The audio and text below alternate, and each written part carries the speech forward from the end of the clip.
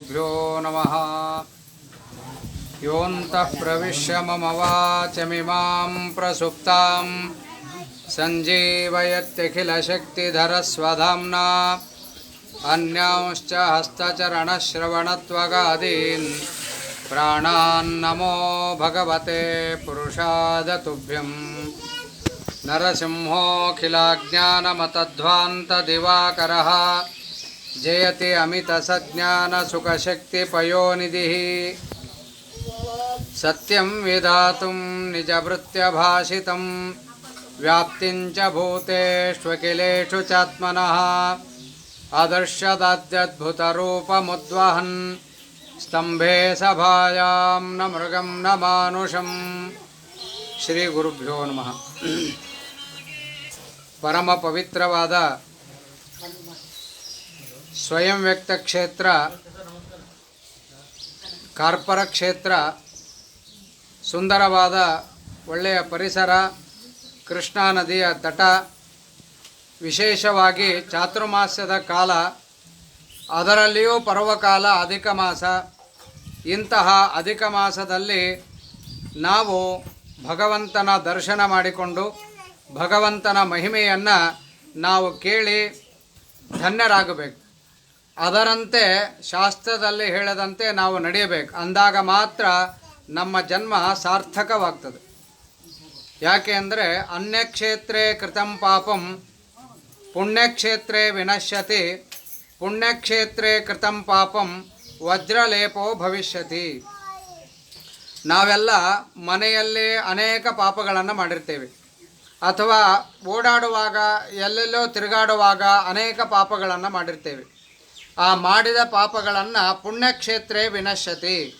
ಇಂತಹ ಪವಿತ್ರವಾದ ಪುಣ್ಯಕ್ಷೇತ್ರಕ್ಕೆ ಬಂದಾಗ ಆ ಪಾಪಗಳನ್ನು ಪರಿಹಾರ ಮಾಡಿಕೊಳ್ಳಲಿಕ್ಕೆ ಬರ್ತದಂತೆ.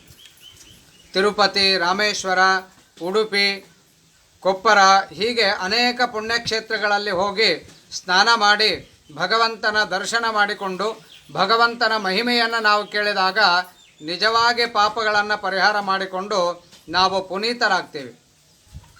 ಆದರೆ ಅದನ್ನು ನಾವು ಮಾಡದೆ ಮನೆಯಲ್ಲಿ ಇದ್ದಾಗ ಏನೇನೋ ಅಕಾರ್ಯಗಳನ್ನು ಮಾಡ್ತೇವೆಯೋ ಹಾಗೆ ಇಲ್ಲಿಯೂ ಕೂಡ ಮಾಡಿಬಿಟ್ರೆ, ಅಶನ ಪಿಪಾಸ ಅಷ್ಟೇ ಮಾಡಿಬಿಟ್ರೆ, ಮನುಷ್ಯ ಅಂದಮೇಲೆ ದೇಹಧಾರಣೆಗಾಗಿ ಊಟ ಫಲಾರ ಇದೆಲ್ಲ ಬೇಕು ಖರೆ, ಅದು ಇಲ್ಲದೇ ಇದ್ದರೆ ಜೀವನ ಆಗೋದೇ ಇಲ್ಲ. ಆದರೆ ಅದೇ ಜೀವನ ಅಂತ ಆಗಬಾರ್ದು. ಅದು ಬೇಕು, ಎಷ್ಟು ಬೇಕೋ ಅಷ್ಟೇ ಬೇಕು. ಆದರೆ ಅದನ್ನೇ ಮಾಡ್ತಾ ಇಲ್ಲಿಯೂ ಅಷ್ಟೇ ಕಾಲವನ್ನು ಕಳೆದು ಬಿಟ್ಟರೆ ವಜ್ರಲೇಪವು ಭವಿಷ್ಯತಿ ಅಂತ ಶಾಸ್ತ್ರ ಹೇಳ್ತದೆ. ಇಂದ್ರದೇವರ ವಜ್ರಾಯುಧವನ್ನು ತೆಗೆದುಕೊಂಡು ಪಾಪಗಳನ್ನು ಛೇದನ ಮಾಡಿದರೂ ಅವೇನೋ ನಮ್ಮಿಂದ ದೂರ ಹೋಗೋದಿಲ್ಲ ಅಂತ. ಅಷ್ಟು ಪಾಪಗಳು ನಮ್ಮನ್ನು ಅಂಟಿಕೊಂಡು ಬಿಡ್ತಾವೆ. ಆದ್ದರಿಂದ ಅನ್ಯಕ್ಷೇತ್ರೇ ಕೃತಂ ಪಾಪಂ ಅಂದರೆ ಪುಣ್ಯಕ್ಷೇತ್ರಕ್ಕೆ ಹೋಗಿ ದರ್ಶನ ಮಾಡಿಕೊಂಡು ಆ ಭಗವಂತನ ಮಹಿಮೆಯನ್ನು ಕೇಳಬೇಕು. ಅಂದಾಗ ಜನ್ಮ ಸಾರ್ಥಕತೆ. ಇದು ಒಂದು ರೀತಿಯಾದ ಅರ್ಥ. ಅನ್ಯಕ್ಷೇತ್ರೇ ಕೃತಂ ಪಾಪಂ ಅಂದರೆ, ಅನ್ಯಕ್ಷೇತ್ರ ಅಂದರೆ ನಾವು ಮಾನವರಾಗಿ ಹುಟ್ಟಿದ್ದೇವೆ, ಬ್ರಾಹ್ಮಣರಾಗಿ ಹುಟ್ಟಿದ್ದೇವೆ, ವೈಷ್ಣವರಾಗಿ ಹುಟ್ಟಿದ್ದೇವೆ. ಯಾವುದು ಸರಿ, ಯಾವುದು ತಪ್ಪು, ಯಾವುದನ್ನು ಮಾಡಬೇಕು, ಯಾವುದನ್ನು ಮಾಡಬಾರದು ಅನ್ನುವ ಒಂದು ವಿವೇಕತೆ ಮನುಷ್ಯ ಜನ್ಮಕ್ಕೆ ಭಗವಂತ ಕೊಟ್ಟಿದ್ದಾನೆ. ಇಂತಹ ಮನುಷ್ಯ ಜನ್ಮಕ್ಕೆ ಬರಬೇಕಾದರೆ ಎಷ್ಟೋ ಜನ್ಮಗಳನ್ನು ದಾಟಿ ದಾಟಿ ದಾಟಿ ಕೊನೆಗೆ ಇಲ್ಲಿಗೆ ಬರ್ತೀವಿ. ಆ ಮನುಷ್ಯ ಜನ್ಮಕ್ಕೆ ಬರಬೇಕಾದರೆ ಅನೇಕ ಜನ್ಮಗಳನ್ನು ದಾಟಿ ಬರ್ತೇವೆ. ಆ ಮನುಷ್ಯ ಬೇರೆ ಬೇರೆ ಜನ್ಮಗಳಲ್ಲಿ ಯಾವ ಜನ್ಮ ಪಡೆದಿರ್ತೀವಿಯೋ ಗೊತ್ತಿಲ್ಲ. ಪಶು, ಪಕ್ಷಿ, ಕ್ರಿಮಿ, ಕೀಟ, ಅನೇಕ ಪ್ರಾಣಿ, ಅನೇಕ ಉಳಿದ ಪ್ರಾಣಿ ಜನ್ಮ ನಮಗೆ ಬಂದಿರ್ತದೆ. ಬಂದಾಗ ಅಲ್ಲಿ ತಿಳಿದು ತಪ್ಪನ್ನು ಮಾಡ್ತೇವೆ, ತಿಳಿಯದೇ ತಪ್ಪನ್ನು ಮಾಡಿರ್ತೇವೆ, ಪಾಪ ಸಂಪಾದನೆ ಮಾಡಿರ್ತೇವೆ. ಆ ಮಾಡಿದ ಪಾಪವನ್ನು ಪುಣ್ಯಕ್ಷೇತ್ರೇ ವಿನಶ್ಯತಿ. ತಿಳಿದು ಮಾಡಿದ, ತಿಳಿಯದೇ ಮಾಡಿದ, ಜ್ಞಾತವಾಗಿ ಮಾಡಿದ, ಅಜ್ಞಾತವಾಗಿ ಮಾಡಿದಂತಹ ಪಾಪಗಳ ಏನವ ಅವುಗಳನ್ನು ಪುಣ್ಯಕ್ಷೇತ್ರೇ ವಿನಶ್ಯತಿ. ಇಂತಹ ಪವಿತ್ರತಮವಾದ ಅಧಿಕ ಮಾಸ ಬಂದಾಗ ಆ ಪುಣ್ಯಕ್ಷೇತ್ರಕ್ಕೆ ಹೋಗಿ ಅದನ್ನು ಪರಿಹಾರ ಮಾಡ್ಕೋಬೇಕಂತ. ಆದರೆ ಇದು ಸಾಮಾನ್ಯವಾದ ಅರ್ಥ. ಪುಣ್ಯಕ್ಷೇತ್ರ ಅಂದರೆ ಯಾವುದು ಅಂದರೆ ಮಾನವ ಜನ್ಮ, ಬ್ರಾಹ್ಮಣ ಜನ್ಮ, ವೈಷ್ಣವ ಜನ್ಮ ಅದೇನದಲ್ಲ ತಿಳುವಳಿಕೆ ಇರುವಂತಹ ಜನ್ಮ ಏನದಲ್ಲ, ಇಂತಹ ಜನ್ಮ ಕೊಟ್ಟಾಗ ಆ ಮಾಡಿದ ಪಾಪಗಳನ್ನೆಲ್ಲ ಪರಿಹಾರ ಮಾಡಿಕೊಳ್ಳಲಿಕ್ಕೆ ಬರ್ತದಂತೆ. ಆದರೆ ಇಂತಹ ಮಾನವ ಜನ್ಮ, ವೈಷ್ಣವ ಜನ್ಮ ಭಗವಂತ ನಮಗೆ ಕೊಟ್ಟಾಗ ನಾವು ಅದನ್ನು ಸಾರ್ಥಕ ಮಾಡಿಕೊಳ್ಳದೆ ಪಶು ಪಕ್ಷಿ ಕ್ರಿಮಿ ಕೀಟ ಇತ್ಯಾದಿ ಜನ್ಮಗಳು ಹೊಂದಿದಾಗ ಅಲ್ಲಿ ಏನು ನಾವು ಮಾಡ್ತೇವೆಯೋ ಅಟ್ಟನ್ನೇ ಇಲ್ಲಿ ಮಾಡಿಬಿಟ್ರೆ ವಜ್ರಲೇಪವು ಭವಿಷ್ಯತಿ, ಆ ಪಾಪಗಳು ನಮ್ಮಿಂದ ದೂರ ಆಗೋದೇ ಇಲ್ಲ. ಅದಕ್ಕಾಗಿ ಆ ಪಾಪಗಳು ದೂರವಾಗಬೇಕಾದ್ರೆ ಪ್ರಹ್ಲಾದರಾಜರು ಹೇಳಿದಂತೆ ಕೌಮಾರ ಆಚರೇತ್ ಪ್ರಾಜ್ಞ ಧರ್ಮಾನ್ ಭಾಗವತಾನಿಹ, ಶುದ್ಧವಾದ ಭಾಗವತ ಧರ್ಮಗಳನ್ನು ಕೌಮಾರಾವಸ್ಥೆಯಲ್ಲೇ ಪ್ರಾರಂಭ ಮಾಡಬೇಕು. ಸಂಧ್ಯಾವಂದನ, ದೇವತಾರ್ಚನೆ, ಭಜನೆ, ನಾಮಸ್ಮರಣೆ, ಸತ್ಕಥಾಶ್ರವಣ ಇವುಗಳನ್ನೆಲ್ಲ ಮಾಡ್ತಾ ಇದ್ದರೆ ಪಾಪಗಳು ನಮ್ಮಿಂದ ದೂರವಾಗ್ತದೆ ಅಂತ ಶಾಸ್ತ್ರ ಹೇಳ್ತದೆ. ಅದಕ್ಕಾಗಿ ಇಂತಹ ಪವಿತ್ರತಮವಾದ ಅಧಿಕ ಮಾಸದಲ್ಲಿ ತಾವೆಲ್ಲ ಭಗವದ್ಭಕ್ತರು ಈ ಸ್ವಯಂ ವ್ಯಕ್ತ ಕ್ಷೇತ್ರ ಷೋಡಶಬಾಹು ನರಸಿಂಹದೇವರ ದಿವ್ಯ ಸನ್ನಿಧಾನ ಮತ್ತು ಅಷ್ಟೇ ಅಲ್ಲ ಶ್ರೀಭೂ ಸಮೇತ ಶ್ರೀನಿವಾಸ ದೇವರ ದಿವ್ಯ ಸನ್ನಿಧಾನ, ಇಂತಹ ಸನ್ನಿಧಾನಕ್ಕೆ ತಾವೆಲ್ಲ ಬಂದಾಗ ಆ ಕ್ಷೇತ್ರಮೂರ್ತಿಯಾದ ಭಗವಂತನ ಮಹಿಮೆಯನ್ನು ನಾವು ಕೇಳಬೇಕು. ಆ ಕ್ಷೇತ್ರಮೂರ್ತಿಯಾದ ಭಗವಂತನ ಮಹಿಮೆ ಸ್ಕಾಂದ ಪುರಾಣದಲ್ಲಿ ಬರ್ತದೆ. ಸ್ಥಿರಕಾಲಂ ತಪಶ್ಚಕ್ರೆ ಕೃಷ್ಣಾಯಾಂ ಮಹಾತಪಃ. ಕಾರ್ಪರ ಋಷಿಗಳು ಈ ಮೇಲೇನು ಕಾಣಿಸ್ತಾ ಇದೆ ಅಶ್ವತ್ಥ ವೃಕ್ಷ, ಆ ಅಶ್ವತ್ಥ ವೃಕ್ಷದ ಕೆಳಗಡೆ ಕುಳಿತುಕೊಂಡು ತಪಶ್ಚರ್ಯ ಮಾಡಿದರು. ಆ ತಪಸ್ಸು ಮಾಡುವಾಗ ಏನು ದೇವಾಲಯ ಇಲ್ಲ, ಯಾವ ಬಿಲ್ಡಿಂಗ್ ಇಲ್ಲ, ಊರಿಲ್ಲ, ಕೇವಲ ನದಿ, ಈ ಗಿಡ ಎರಡೇ ಇತ್ತು. ಆ ಗಿಡ ನದಿ ಎರಡೇ ಇದ್ದಾಗ ಆ ಕಾರ್ಪರ ಋಷಿಗಳು ಈ ಅಶ್ವತ್ಥ ವೃಕ್ಷದ ಮರದ ಕೆಳಗಡೆ ಕುಳಿತುಕೊಂಡು ತಪಶ್ಚರ್ಯ ಮಾಡಿದರು. ಆ ತಪಸ್ಸಿಗೆ ನರಸಿಂಹದೇವರು ವೃಕ್ಷದೊಳಗೆ ದರ್ಶನ ಕೊಟ್ಟರು, ಸಾಕ್ಷಾತ್ತಾಗಿ ದರ್ಶನ ಕೊಟ್ಟರು. ಹೇಗೆ ಸಪ್ತಮ ಸ್ಕಂದ ಭಾಗವತದಲ್ಲಿ ಪ್ರಹ್ಲಾದರಾಜರು ಸ್ತೋತ್ರ ಮಾಡಿದಾಗ ಸರಕ್ಷಿತ ರಕ್ಷತಿ ಯೋಹಿ ಗರ್ಭೆ, ಆ ಭಗವಂತನೇ ನಮಗೆ ರಕ್ಷಕ, ಸರ್ವತ್ರದಲ್ಲಿ ವ್ಯಾಪ್ತನಾಗಿದ್ದಾನೆ, ಅಣುರೇಣು ತೃಣಕಾಷ್ಟ ಪರಿಪೂರ್ಣನಾಗಿದ್ದಾನೆ ಭಗವಂತ ಅಂತ ತಂದೆಗೆ ಹೇಳಿದಾಗ ತಂದೆ ಸಿಟ್ಟಿಗೆದ್ದು ಕಂಬವನ್ನು ತಾಡನ ಮಾಡಿದಾಗ ಆ ಒಳಗಡೆಯಿಂದ ಕಂಬದಿಂದ ನರಸಿಂಹದೇವರು ಪ್ರಾದುರ್ಭೂತರಾದರು ಅಂತ ಸಪ್ತಮ ಸ್ಕಂದದಲ್ಲಿ ಕೇಳ್ತೇವೆ. ಹಾಗೆ ಇಲ್ಲಿಯೂ ಕೂಡ ಸಪ್ತಮ ಸ್ಕಂದದಲ್ಲಿ ಇರುವಂತೆ ಇಲ್ಲಿಯೂ ಕೂಡ ಅಶ್ವತ್ಥ ವೃಕ್ಷದಲ್ಲಿ ಆ ದೇವರು ಕಾರ್ಪರ ಋಷಿಗಳು ಪ್ರಾರ್ಥನೆ ಮಾಡಿದಾಗ ಆ ವೃಕ್ಷದಿಂದಲೇ ಪ್ರಾದುರ್ಭೂತರಾಗ್ಬಿಟ್ರು.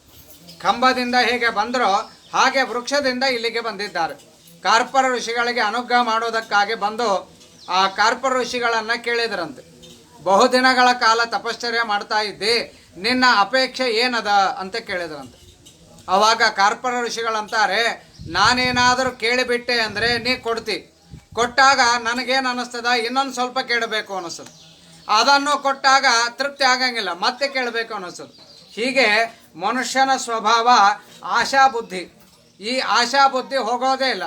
ಅದಕ್ಕಾಗಿ ನನಗೆ ಅನುಗ್ರಹ ಮಾಡಿ ಕೊಡೋದಾದರೆ ಈ ಆಶಾಬುದ್ಧಿ ಕೊಡಬೇಡ, ಕೊಡು ಕೊಡು ಅನ್ನುವ ಕೇಳುವ ಆಶಾಭಾವನೆ ನನಗೆ ಕೊಡಬೇಡ ಅಂತ ಮೊಟ್ಟ ಮೊದಲಿಗೆ ಕಾರ್ಪರ ಋಷಿಗಳು ನರಸಿಂಹದೇವರಲ್ಲಿ ಕೇಳಿಕೊಂಡ್ರು.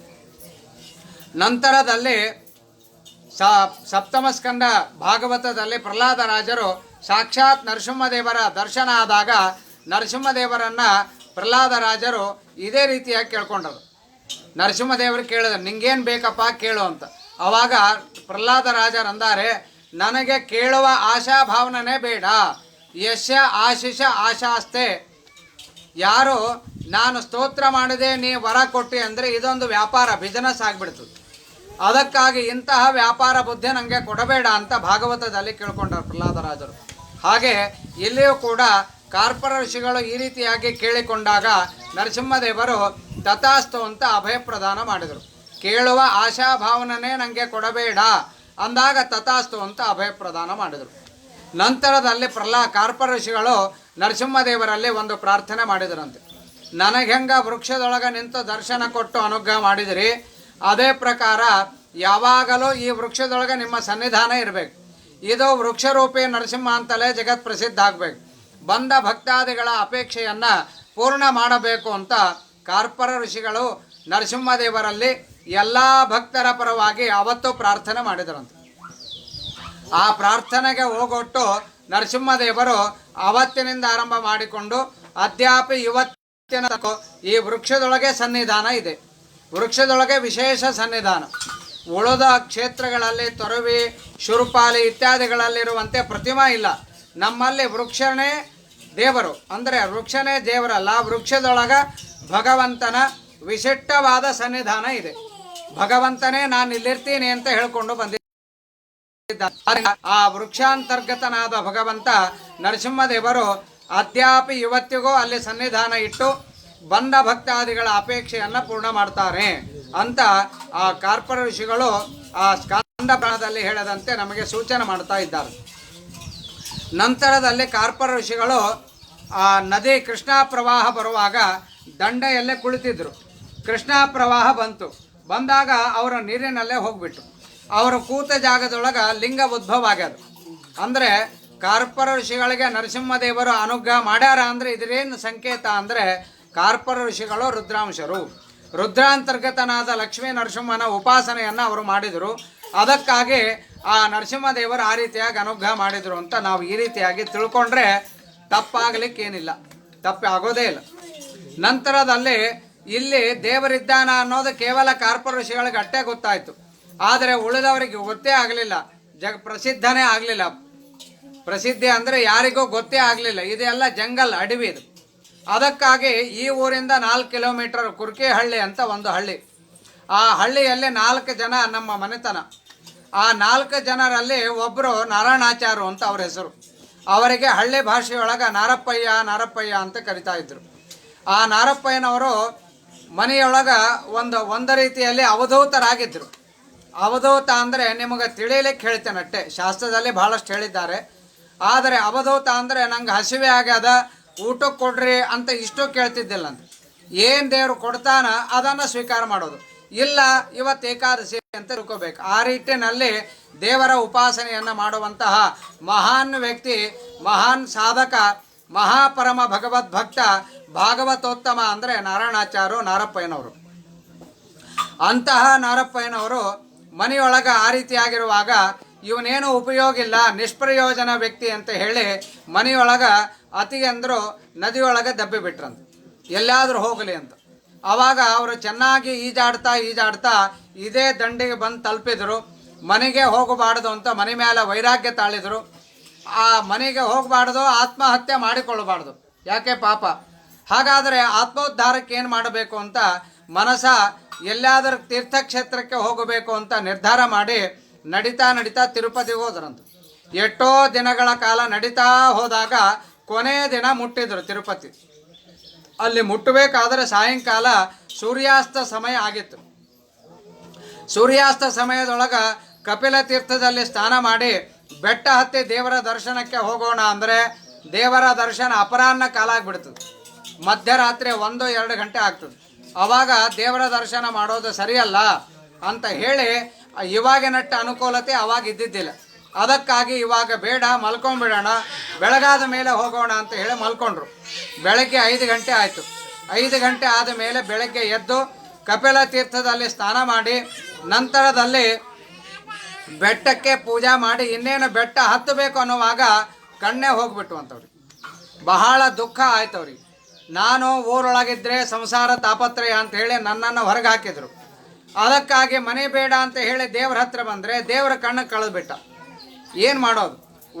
ದೇವರು ಬೇಕು ಅಂದ್ರೆ ಮನೆ ಬಿಡಬೇಕು, ಮನೆ ಬೇಕಂದ್ರೆ ದೇವರನ್ನು ಬಿಡಬೇಕು, ಇದು ಎರಡೂ ನಾ ಕಳ್ಕೊಂಡನಲ್ಲ, ಏನು ಅಂತಹ ಪಾಪಿಷ್ಟ ಇದ್ದೆ ನಾನು, ಏನು ಪಾಪ ಮಾಡಿ ನಾನು ಅಂತ ಬಹಳ ದುಃಖಪಟ್ಟು ಅಳ್ಳಿಕ್ಕೆ ಶುರು ಮಾಡಿದ್ರಂತ. ಅಳ್ತಾ ಇರುವಾಗ ಸ್ವಲ್ಪ ನಿದ್ದೆ ಬಂದಂಗಾಗಿ ಸ್ವಪ್ನದೊಳಗೆ ಸ್ವತಃ ತಿರುಪತಿ ವೆಂಕಟರಮಣನೇ ಸ್ವಪ್ನದೊಳಗೆ ಬಂದು, ನೀ ಏಕಾಂತ ಭಕ್ತ ಇದ್ದೆ, ಬೆಳಗಾಗದ್ರಿಗೆ ಕಣ್ಣು ಬರ್ತಾವ, ಈಗ ಕಣ್ಣು ಕಳೆದವನೋ ನಾನೇ, ಪುನಃ ನಾಳೆ ಬೆಳಗ್ಗೆ ಕಣ್ಣು ಕೊಡೋನೋ ನಾನೇ. ಆದರೆ ಕಣ್ಣು ಬಂದವ ಅಂತ ಹೇಳಿ ಪುನಃ ಬೆಟ್ಟ ಹತ್ತಿ ನನ್ನ ದರ್ಶನಕ್ಕೆ ಬರಬೇಡ. ನಿಮ್ಮೂರು ಪಶ್ಚಿಮ ಭಾಗಕ್ಕೆ ಒಂದು ಅಶ್ವತ್ಥ ವೃಕ್ಷ ಗಿಡ, ಅಲ್ಲಿ ದಿವ್ಯ ಸನ್ನಿಧಾನ, ನರಸಿಂಹದೇವರ ದಿವ್ಯ ಸನ್ನಿಧಾನ ಇದೆ. ಆ ವೃಕ್ಷರೂಪಿ ನರಸಿಂಹ ಅಂತಲೇ ಅದು ಪ್ರಸಿದ್ಧಿ. ಅದಕ್ಕಾಗಿ ಆ ಕೃಷ್ಣಾ ತೀರದಲ್ಲಿ ಸ್ನಾನ ಮಾಡಿ ಆ ಗಿಡಕ್ಕೇನೆ ಪೂಜಾ ಮಾಡ್ಕೊಂಡಿರೋ, ನೀವು ಉದ್ಧಾರ ಆಗ್ತಿ ಅಂತ ಹೇಳಿದ್ರಂತೆ. ಆವಾಗ ಸ್ವಪ್ನದೊಳಗೆ ಈ ದೇವರನ್ನೇ ಪ್ರಶ್ನೆ ಮಾಡ್ತಾನೆ, ಸ್ವಾಮಿ ನಿಮ್ಮ ಆಜ್ಞಾ ಪ್ರಕಾರ ನಾವು ಹೋಗ್ತೀನಿ ಖರೆ, ಅದು ಅರಣ್ಯ, ಅರಣ್ಯದೊಳಗೆ ದೇವರ ಗಿಡ ಬಿಟ್ಟ ಯಾವುದೋ ಗಿಡಕ್ಕೆ ಪೂಜೆ ಮಾಡಿದರೆ ನನ್ನ ಗತಿ ಏನು, ಇದೇ ದೇವ್ರ ಗಿಡ ಅಂತ ನನಗೆ ಹೇಗೆ ಗೊತ್ತಾಗಬೇಕು ಅಂತ ಕೇಳ್ಕೊಂಡಂತ.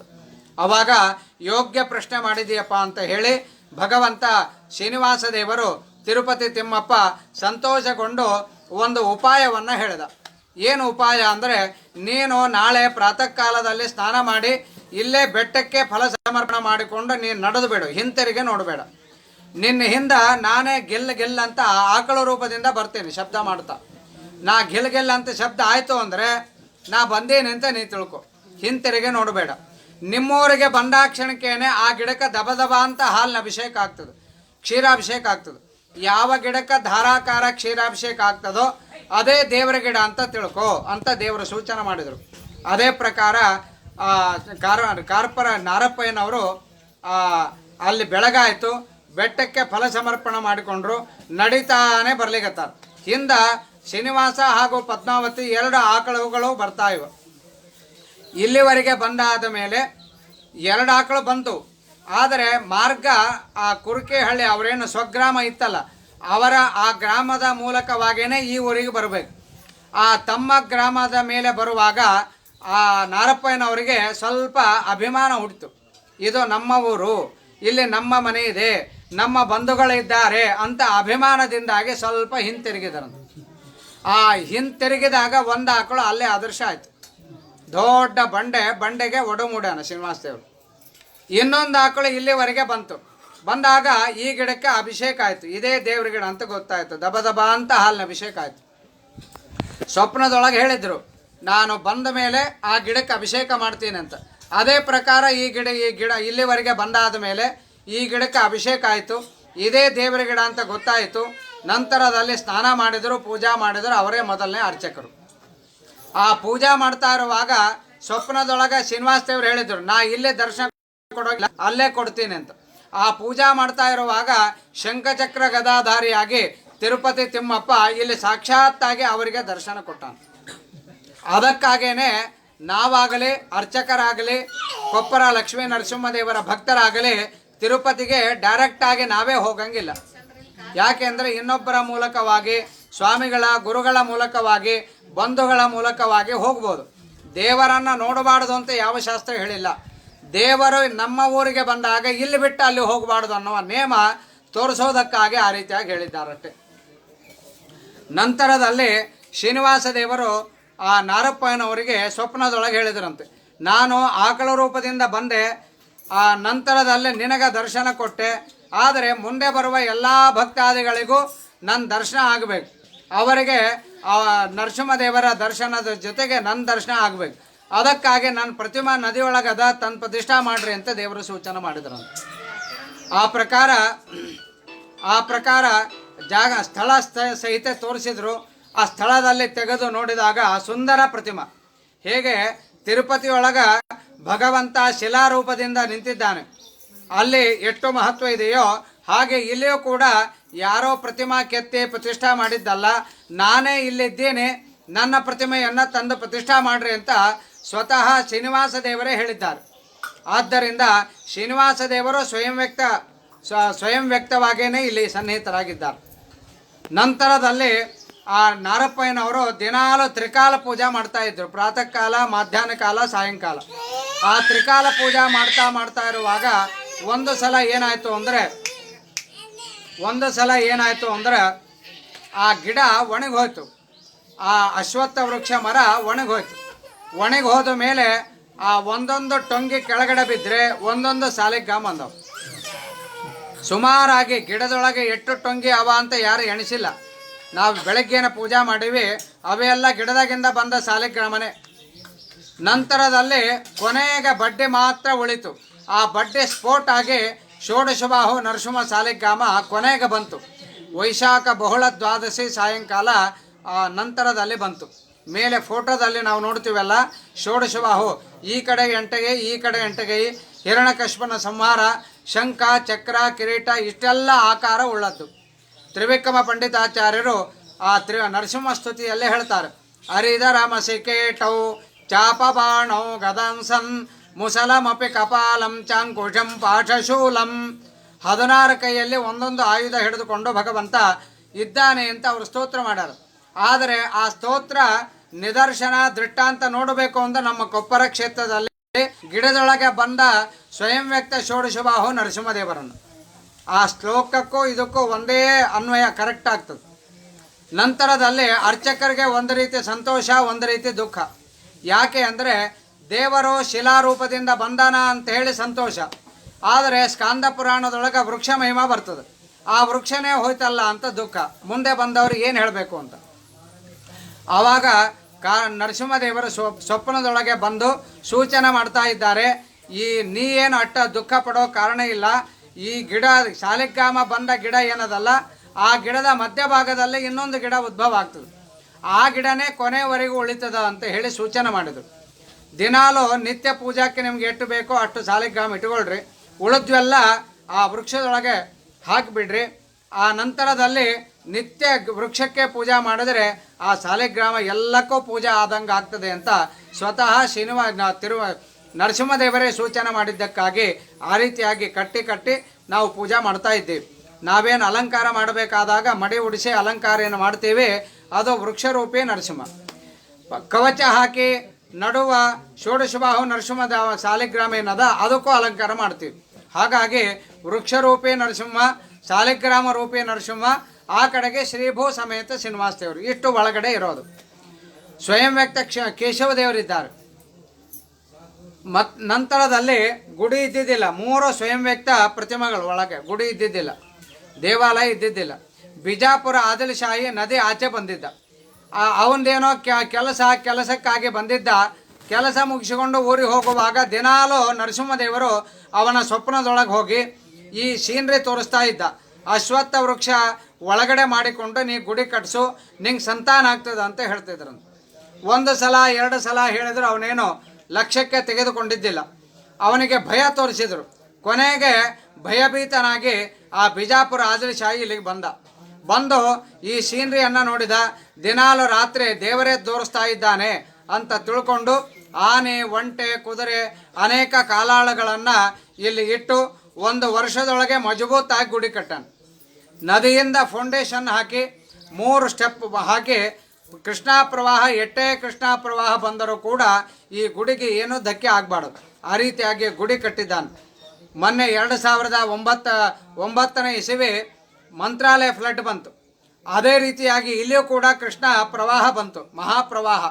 ಎಷ್ಟು ಅಂದರೆ ಇಡೀ ದೇವಾಲಯ ಮುಳುಗಿ ಗಿಡ ಎಷ್ಟು ಕಾಣಿಸ್ತಾ ಇತ್ತು. ಸ್ವಲ್ಪ ಪ್ರಳಯ ಹೇಗಿದೆ ಅನ್ನೋದನ್ನು ನಾವು ಆವಾಗ ನೋಡಿದ್ವಿ, ಹೇಗಿರ್ತದೆ ಅಂತ. ಆ ರೀತಿಯಾಗಿ ನೀರು ಬಂದರೂ ಕೂಡ ಈ ಗುಡಿಗೆ ಏನೂ ಧಕ್ಕೆ ಆಗಿಲ್ಲ. ಆವಾಗ ಪೂಜೆ ಹೇಗೆ ಅನ್ನುವ ಪ್ರಶ್ನೆ ಬರ್ತದೆ. ನಮ್ಮಲ್ಲಿ ಒಂದು ನೇಮ ಏನು ಅಂದರೆ, ಕೃಷ್ಣ ಪ್ರವಾಹ ಗುಡಿ ಮೇಲೆ ಬಂದು ಈ ಹೊಸ್ತಲ ದಾಟಿ ನೀರಿದ್ರೆ ಆವಾಗ ನಾವು ಈಜಾಡ್ಕೊಂಡು ಬಂದು ಪೂಜೆ ಮಾಡಬೇಕು. 2ನೇ ಹೊಸ್ತಲ ದಾಟಿ ನೀರಿದ್ರೆ ಆವಾಗ ನಾವು ಪೂಜೆ ಮಾಡೋಂಗಿಲ್ಲ. ಸಾಕ್ಷಾತ್ ಗಂಗಾದೇವಿ ನರಸಿಂಹದೇವರ ಪಾದಕ್ಕೆ ಬಂದಿದ್ದಾಳೆ ಅಂತ ಬ್ರಹ್ಮಾದಿ ಸಮಸ್ತ ದೇವತೆಗಳೇ ಒಳಗಡೆ ಬಂದು ದೇವರ ಪೂಜಾ ಮಾಡ್ತಾರೆ ಅಂತ ಒಂದು ಸ್ಕಾಂದ ಪುರಾಣೋಕ್ತ ಇತಿಹಾಸ. ಆ ಇತಿಹಾಸ ಇದ್ದದ್ದಕ್ಕಾಗಿ ಅವಾಗ ನಾವು ಪೂಜೆ ಮಾಡೋಂಗಿಲ್ಲ. ಬ್ರಹ್ಮಾದಿ ದೇವತೆಗಳು ಇಲ್ಲಿಗೆ ಬಂದು ನರಸಿಂಹದೇವರ ಪೂಜೆಯನ್ನು ಎಲ್ಲ ಬ್ರಹ್ಮಾದಿ ದೇವತೆಗಳು ಮಾಡ್ತಾರೆ ಅನ್ನೋದು ಪುರಾಣೋಕ್ತ ಇತಿಹಾಸ. ಅಷ್ಟೇ ಅಲ್ಲ, ಈ ಉತ್ತರಾಯಣ ದಕ್ಷಿಣಾಯಣ ಪರ್ವಕಾಲ, ಕರ್ಕಾಟಕ ಸಂಕ್ರಮಣ ಅಂತ ಏನು ಕರಿತೀವಿ, ಆ ದಿನದಲ್ಲಿ ಈ ಅಶ್ವತ್ಥ ವೃಕ್ಷದ ನೆರಳು ನೀರೊಳಗೆ ಬೀಳ್ತದೆ. ಆ ಅಶ್ವತ್ಥ ವೃಕ್ಷದ ನೆರಳು ನೀರೊಳಗೆ ಬಿದ್ದಾಗ ಆ ನೀರಿನಲ್ಲಿ ಸ್ನಾನ ಮಾಡೋದಕ್ಕಾಗಿ ಬ್ರಹ್ಮಾದಿ ದೇವತೆಗಳು ಇಲ್ಲಿ ಸ್ನಾನ ಮಾಡ್ಲಿಕ್ಕೆ ಬರ್ತಾರ ಅಂತ ಒಂದು ಅಶ್ವತ್ಥ ವೃಕ್ಷ ಪ್ರಾರ್ಥನಾ ಸ್ತೋತ್ರದೊಳಗೆ ಹೇಳಿದ್ದಾರೆ.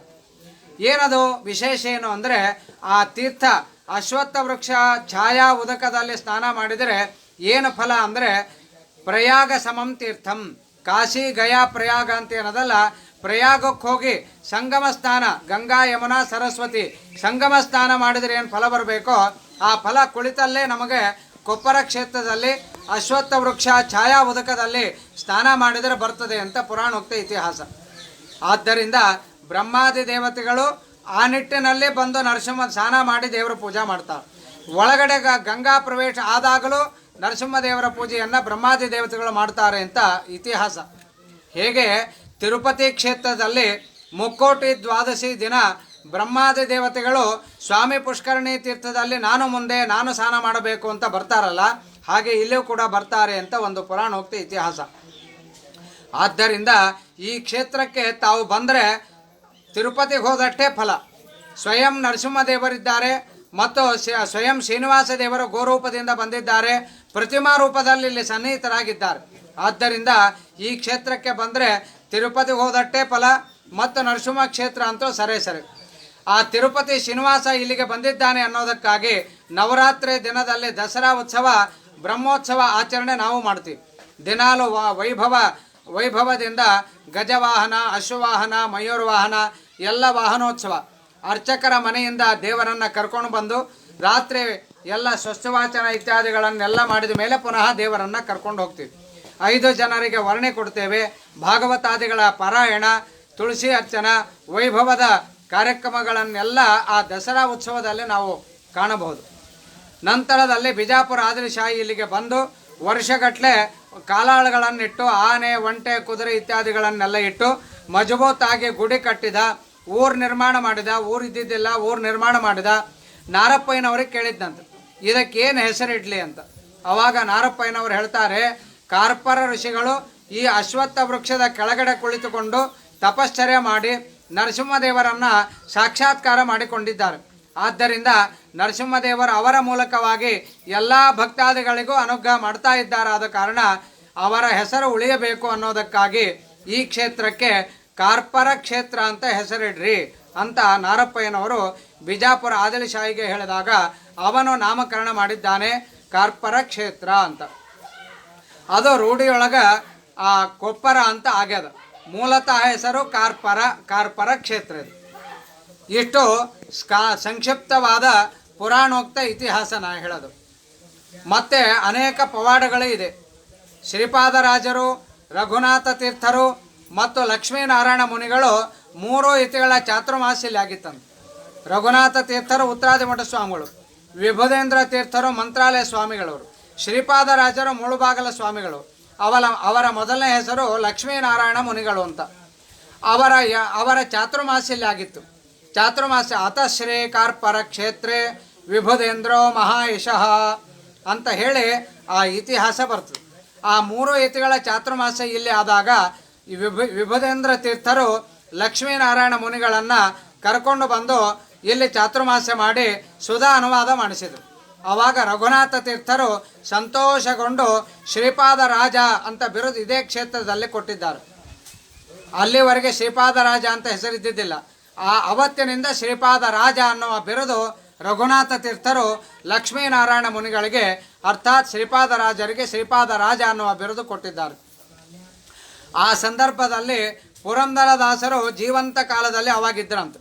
ಆವಾಗ ರಘುನಾಥ ತೀರ್ಥರ ವೈಭವ, ಜ್ಞಾನ, ಪಾಂಡಿತ್ಯ, ವೈರಾಗ್ಯ ಎಲ್ಲ ನೋಡಿ ಆ ಒಂದು ಹಾಡನ್ನು ಇದೇ ಕ್ಷೇತ್ರದಲ್ಲಿ ರಚನೆ ಮಾಡಿದ್ದಾರೆ. ಕಾರ್ಪರಾರಣ್ಯ ಬಿಡಿದು ಅಪರ ದಿಗ್ಭಾಗದಲ್ಲಿ ಅಂತ ಒಂದು ಹಾಡನ್ನು ರಚನೆ ಮಾಡಿದ್ದಾರೆ. ಇಡೀ ಕಟ್ಟೆಯೆಲ್ಲ ಶ್ರೀಪ ವಿಜಯದಾಸರಿಗೆ ನರಸಿಂಹದೇವರು ಆ ರೂಪದಲ್ಲಿ ದರ್ಶನ ಕೊಟ್ಟರು. ಆದ್ದರಿಂದ ನಾವು ನಡೆದಂತೆ ನಡಿತಾ ಪ್ರದಕ್ಷಿಣೆ ಅವರು ಹಾಕಿಲ್ಲ. ಅಂಬೆಗಾಲಿಂದ ಪ್ರದಕ್ಷಿಣೆ ಹಾಕಿ ಶ್ವೇತಶೃಂಗಿ, ಕೊಪ್ಪರ, ಗೂಗಲ್ ವಿಲೇಜ್ ಆ 3 ಸ್ಥಳಗಳು ಪಂಚಕ್ರೋಶ ಕ್ಷೇತ್ರ ಅಂತ ಇದಕ್ಕೆ ಹೆಸರು. ಈ 3 ಕ್ಷೇತ್ರಗಳನ್ನು ಸೇರಿಕೊಂಡು ವಿಜಯದಾಸರು ಒಂದು ಸುಳಾದಿಯನ್ನು ರಚನೆ ಮಾಡಿದ್ದಾರೆ. ಕಾರ್ಪರಾರಣ್ಯ ಬಿಡದು ಅಪರ ದಿಗ್ಭಾಗದಲ್ಲಿ ಅಂತ ಒಂದು ಸುಳಾದಿಯನ್ನು ರಚನೆ ಮಾಡಿದ್ದಾರೆ. ಆದ್ದರಿಂದ ಇದು ಒಂದು ಪವಾಡ. ಮತ್ತು ಶ್ರೀಪಾದ ಸತ್ಯಧರ್ಮ ಸ್ವಾಮಿಗಳವರು ಉತ್ತರಾದಿ ಮಠದ ಮಹಾನ್ ವ್ಯಕ್ತಿಗಳು, ಭಾಗವತಕ್ಕೆ ವ್ಯಾಖ್ಯಾನ ಮಾಡಿದ್ದಾರೆ. ಮೈಸೂರು ಮಹಾರಾಜನಿಗೆ ಅನುಗ್ರಹವನ್ನು ಮಾಡಿದ್ದಾರೆ. ಅಂತಹ ಸತ್ಯಧರ್ಮ ಸ್ವಾಮಿಗಳವರು ಈ ಕ್ಷೇತ್ರಕ್ಕೆ ಬಂದಾಗ ಆವಾಗ ಇಷ್ಟೆಲ್ಲ ಅನುಕೂಲತೆ ಇದ್ದಿದ್ದಿಲ್ಲ. ಕೆಳಗಡೆ ಅಡಿಗೆ ಭಿಕ್ಷಾ, ಮೇಲೆ ರಾಮದೇವರ ಪೂಜಾ, ಹಿಂಗೆ ಮಾಡಬೇಕು ಅಂತ ವ್ಯವಸ್ಥೆ ಮಾಡ್ಕೊಂಡಿದ್ವಿ. ಆದರೆ ಅನುಕೂಲತೆ ಪ್ರಶಸ್ತ ಆಗೋದಿಲ್ಲ ಅಂತ ಹೇಳಿ ಅವರು ಭಿಕ್ಷಾ, ರಾಮದೇವರ ಪೂಜಾ ಇದೇ ನರಸಿಂಹದೇವರ ಸನ್ನಿಧಾನದಲ್ಲೇ ಮಾಡಿದರು. ನಂತರದಲ್ಲಿ ಭಿಕ್ಷಾ ನೈವೇದ್ಯ ಆಯಿತು, ಭಿಕ್ಷಾನು ಇಲ್ಲೇ ಸ್ವೀಕಾರ ಮಾಡಿದರು, ರಾತ್ರಿ ಇಲ್ಲೇ ವಿಶ್ರಾಂತಿ ಮಾಡಿದರಂತೆ. ಆದರೆ ನರಸಿಂಹದೇವರು ರಾತ್ರಿ ಅವರಿಗೆ ಭಯ ತೋರಿಸಿದಂಗೆ ಆಯ್ತಂತೆ. ಅವರು ಆ ರೀತಿಯಾಗಿ ಮಾಡಿದ್ದಾರೆ ಅಂತ ಅವರ ತಪ್ಪು ಅಂತಲ್ಲ. ಯಾವಾಗಲೂ ದೇವಸ್ಥಾನದ ಮಹಿಮೆ ಜಗತ್ತಿಗೆ ಗೊತ್ತಾಗಬೇಕಾದರೆ ದೊಡ್ಡವರಿಂದ ಗೊತ್ತಾಗಬೇಕಂತ. ಯದ್ಯದಾಚರತೆ ಶ್ರೇಷ್ಠ. ಅವರ ಮೂಲಕವಾಗಿ ನರಸಿಂಹದೇವರ ಕಟ್ಟೆಯ ಮೇಲೆ ವಿಶ್ರಾಂತಿ ಮಾಡೋದಾಗಲಿ ಅಥವಾ ಟಿಫಿನ್ ಮಾಡೋದಾಗಲಿ ಊಟ ಮಾಡೋದಾಗಲಿ ಇದು ಯಾವುದೂ ಮಾಡಬಾರದು. ಇಲ್ಲಿ ದೇವರ ದಿವ್ಯ ಸನ್ನಿಧಾನ ಇದೆ, ಜಾಗೃತರಾಗಿದ್ದಾರೆ, ಯಾವಾಗಲೂ ಓಡಾಡ್ತಾ ಶೇಷ ರೂಪದಿಂದ ಸನ್ನಿಹಿತರಾಗಿರ್ತಾರೆ ಅನ್ನೋದನ್ನು ಸತ್ಯಧರ್ಮ ಸ್ವಾಮಿಗಳವರು ನಮಗೆ ತೋರಿಸಿಕೊಟ್ರು. ಅಷ್ಟೇ ಅಲ್ಲ, ಮೈಸೂರು ಮಹಾರಾಜ ಕೊಟ್ಟ ಕಾಣಿಕೆಯನ್ನು ಇಲ್ಲಿ ಕೊಟ್ಟಿದ್ದಾರೆ. ನರಸಿಂಹದೇವರ ಸೇವೆಗಾಗಿ ನಾವು ಅಲಂಕಾರ ಮಾಡುವಾಗ ಅದನ್ನೆಲ್ಲ ಸಮರ್ಪಣೆ ಮಾಡ್ತೇವೆ. ಹೀಗೆ ಸತ್ಯಪ್ರಿಯರು ಅವರೊಬ್ಬರು ಬಂದು ಇಲ್ಲಿ ಪವಾಡವನ್ನು ತೋರಿಸಿದ್ದಾರೆ. ಹೇಳ್ತಾ ಹೋದರೆ ತುಂಬ ಇದೆ, ಆದರೆ ಬಹಳ ಸಮಯ ಆಗ್ತಾ ಇದೆ. ಆದ್ದರಿಂದ ಈ ಕೊಪ್ಪರ ಕ್ಷೇತ್ರದಲ್ಲಿ ರಘುನಾಥ ತೀರ್ಥರು, ದಾಸವರೇಣ್ಯರು, ಪುರಂದರದಾಸರು, ವಿಜಯದಾಸರು ಮತ್ತು ರಘುನಾಥ ತೀರ್ಥರು, ಶ್ರೀಪಾದರಾಜರು, ವಿಭುಧೇಂದ್ರರು, ಜಿತಾಮಿತ್ರರು, ಸತ್ಯನಿಧಿಗಳು, ರಾಘವೇಂದ್ರ ಸ್ವಾಮಿಗಳವರು ಮತ್ತು ಸತ್ಯಧರ್ಮರು, ಸತ್ಯಪ್ರಿಯರು, ಇಷ್ಟೆಲ್ಲ ಇತಿಗಳ ಸನ್ನಿಧಾನ ಈ ಕೊಪ್ಪರ ಕ್ಷೇತ್ರದಲ್ಲಿದೆ. ನಿತ್ಯ ನಾವು ಪೂಜೆ ಮಾಡುವಾಗ ಆ ಎಲ್ಲ ಇತಿಗಳ ಸ್ಮರಣೆ ಮಾಡಿ ನಾವು ಊಟ ನೈವೇದ್ಯ ಮಾಡುವಾಗ ಅವರಿಗೆಲ್ಲ ಹಸ್ತೋದು ಕೊಡ್ತೀವಿ. ಮತ್ತು ಅಷ್ಟೇ ಎಲ್ಲ ಅವರ ದರ್ಶನಕ್ಕಾಗಿ ಸಪ್ತ ಋಷಿಗಳು ಸನ್ನಿಹಿತರಾಗಿದ್ದಾರೆ. ಬ್ರಹ್ಮಾದಿ ದೇವತೆಗಳ ಸನ್ನಿಧಾನ ಇದೆ. ಆದ್ದರಿಂದ ಬ್ರಹ್ಮಾದಿ ಸಮಸ್ತ ದೇವತೆಗಳ, ಸಪ್ತ ಋಷಿಗಳ, ಅನೇಕ ಇತಿಗಳ, ಅನೇಕ ದಾಸವರೇಣ್ಯರ ಒಂದು ದಿವ್ಯ ಸನ್ನಿಧಾನ ಇಲ್ಲಿ ಇದೆ. ಅವರೆಲ್ಲ ನರಸಿಂಹದೇವರ ಪೂಜಾ ಕೈಂಕರ್ಯ ಅವರೇ ನಿಜವಾಗಿ ಮಾಡೋರು, ನಾವೆಲ್ಲ ಮಾಡೋರಲ್ಲ. ಅಂತಹ ಆ ದಿವ್ಯ ಸನ್ನಿಧಾನ ಸ್ವಯಂ ವ್ಯಕ್ತ ಕ್ಷೇತ್ರ ಕಾರ್ಪರ ಕ್ಷೇತ್ರಕ್ಕೆ ತಾವೆಲ್ಲ ಭಕ್ತಾದಿಗಳು ಬಂದಿದ್ದೀರಿ. ಆ ಬಂದ ಭಕ್ತಾದಿಗಳಿಗೆ ಕೊಪ್ಪರ ಲಕ್ಷ್ಮೀ ನರಸಿಂಹದೇವರು, ಶ್ರೀಭೂ ಸಮೇತ ಶ್ರೀನಿವಾಸ ದೇವರು ಅವರಿಗೆ ವಿಶೇಷವಾಗಿ ಅನುಗ್ರಹ ಮಾಡಲಿ. ಈ ದಿನ ಅಧಿಕ ಮಾಸ ಮಹಾಪರ್ವಕಾಲ, ಎಲ್ಲ ವ್ರತಗಳು ಒಂದು ಕಡೆಗಾದರೆ ಒಳ್ಳೆಯ ಪವಿತ್ರ ತೀರ್ಥದಲ್ಲಿ ಸ್ನಾನ ಮಾಡೋದು, ಕ್ಷೇತ್ರ ಮೂರ್ತಿಯಾದ ದರ್ಶನ ಮಾಡಿಕೊಳ್ಳೋದು ಬಹಳ ವಿಶೇಷ ಅಂತ ಹೇಳಿದ್ದಾರೆ. ಆದ ಕಾರಣ ಈ ಒಂದು ಅಧಿಕ ಮಾಸದಲ್ಲಿ ತಾವೆಲ್ಲ ಭಗವದ್ಭಕ್ತರು ಬಂದು ನರಸಿಂಹದೇವರ ದರ್ಶನ ಮಾಡಿಕೊಂಡು ಆ ಅಧಿಕ ಮಾಸದಲ್ಲಿ ಪುನೀತರಾಗಿದ್ದೀರಿ. ನಿಮಗೆ ಆ ಶ್ರೀಭೂ ಸಮೇತ ತ್ರಯತ್ರಿಂಶತ್ ದೇವತಾಂತರ್ಗತ ಭಾರತೀ ರಮಣ ಮುಖ್ಯ ಪ್ರಾಣಾಂತರ್ಗತ ಮಾಸನಯಾಮಕ ಪುರುಷೋತ್ತಮಾಭಿನ್ನ ಶ್ರೀಭೂ ಸಮೇತ ಶ್ರೀನಿವಾಸಾಭಿನ್ನ ಅಶ್ವತ್ಥಾಂತರ್ಗತ ಲಕ್ಷ್ಮೀ ನರಸಿಂಹದೇವರು ಎಲ್ಲ ಭಕ್ತಾದಿಗಳಿಗೆ ಅನುಗ್ರಹವನ್ನು ಮಾಡಲಿ. ಈ ಒಂದು ಅನೇಕ ಶ್ರೀಮದ್ ಆಚಾರ್ಯರ, ವೇದವ್ಯಾಸ ದೇವರ, ಹರಿದಾಸರ ಎಲ್ಲ ಸೇವೆಯನ್ನು ಈ ಆನ್ಲೈನ್ ಮೂಲಕವಾಗಿ ವಿಶ್ವ ಮಧ್ವ ವಾಹಿನಿ ಮೂಲಕವಾಗಿ ನಮ್ಮ ಆನಂದ ಅವರು ಮಾಡ್ತಾ ಇದ್ದಾರೆ. ಒಳ್ಳೆಯ ಸ್ತುತ್ಯವಾದ ಕಾರ್ಯ, ಒಳ್ಳೆಯ ಉತ್ಸಾಹದಿಂದ ಆ ಸಣ್ಣ ವಯಸ್ಸಿನಲ್ಲಿ ಇಂತಹ ದೊಡ್ಡ ಕಾರ್ಯವನ್ನು ಅವರು ಮಾಡ್ತಾ ಇದ್ದಾರೆ. ಆದ್ದರಿಂದ ಆ ಮಾಸನಯಾಮಕ ಪುರುಷೋತ್ತಮ ಹಾಗೂ ಶ್ರೀಭೂ ಸಮೇತ ಶ್ರೀನಿವಾಸ ದೇವರು ಹಾಗೂ ಕೊಪ್ಪರ ಲಕ್ಷ್ಮೀ ನರಸಿಂಹದೇವರು ಆ ಆನಂದ ಅವರಿಗೆ ವಿಶೇಷವಾಗಿ ಇನ್ನೂ ಶಕ್ತಿಯನ್ನು, ಸಾಮರ್ಥ್ಯವನ್ನು, ಎಲ್ಲ ರೀತಿಯಾದ ಒಂದು ಶಕ್ತಿ ಸಾಮರ್ಥ್ಯವನ್ನು ದೇವರು ಅವರಿಗೆ ಕರುಣಿಸಲಿ ಅಂತ ಈ ಸಂದರ್ಭದಲ್ಲಿ ಪ್ರಾರ್ಥನೆಯನ್ನು ಮಾಡ್ತಾ, ಈ ಆನ್ಲೈನ್ ಮೂಲಕವಾಗಿ ಈ ಚರಿತ್ರೆಯನ್ನು ಕೇಳಿದಂತಹ ಈ ಸಕಲ ಸದ್ಭಕ್ತರಿಗೂ ಎಲ್ಲ ಸಜ್ಜನ ಸಮುದಾಯಕ್ಕೂ ಕೂಡ ನರಸಿಂಹದೇವರ ಅನುಗ್ರಹ ಮಾಡಲಿ. ಈ ಮಹಾಮಾರಿ ಕರೋನಾ ಎಲ್ಲ ರೋಗ ಪರಿಹಾರವಾಗಲಿ, ಒಳ್ಳೆಯ ಆಯುಷ್ಯ ಕೊಡಲಿ, ದೇಹದಲ್ಲಿ ಸೌಷ್ಠವತೆ ಕೊಡಲಿ ಅಂತ ಇನ್ನೊಮ್ಮೆ ದೇವರಲ್ಲಿ ಪ್ರಾರ್ಥನೆಯನ್ನು ಮಾಡಿ ಎರಡು ಮಾತುಗಳನ್ನು ಮುಕ್ತಾಯ ಮಾಡ್ತೇನೆ. ಶ್ರೀಕೃಷ್ಣಾರ್ಪಣಮಸ್ತು.